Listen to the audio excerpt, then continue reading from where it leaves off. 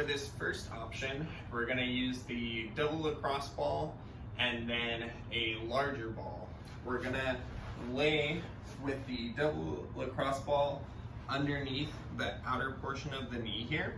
So it's going to be just above where you can feel kind of the joint of the knee here. So when you bend the knee, you can kind of see where it's moving. We want the balls to be just above that area, and they're going to be resting kind of over that IT band that's through here.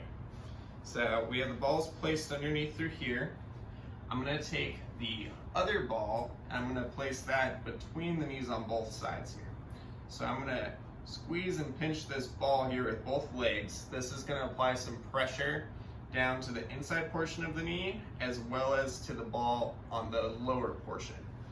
I'm going to then lay on my side here, squeeze these together, and then I'm going to do a flossing motion by bending the knees back and forth like this, and then trying to straighten them out all the way as I keep tension.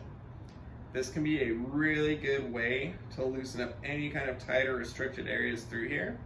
I'm starting at the lowest portion first, but you can definitely work up through here, getting higher up into these areas as well.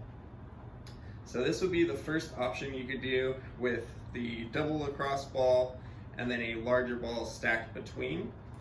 If you don't have these available though, what you can also use is just a single lacrosse ball, and then it's going to be doing just one side at a time. So you can place the single lacrosse ball underneath the leg.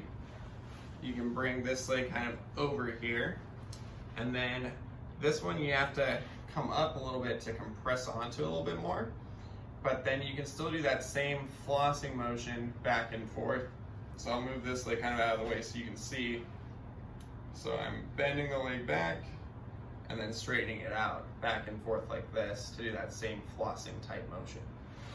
You can do the same thing for the inner portion of the knee with a single lacrosse ball as well.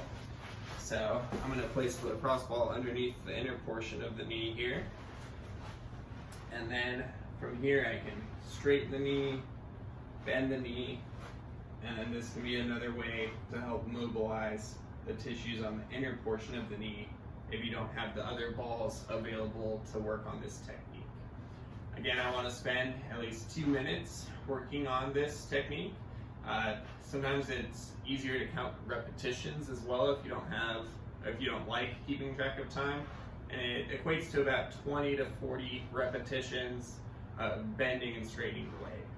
The more you move the leg, the more the pain will start to decrease and feel better.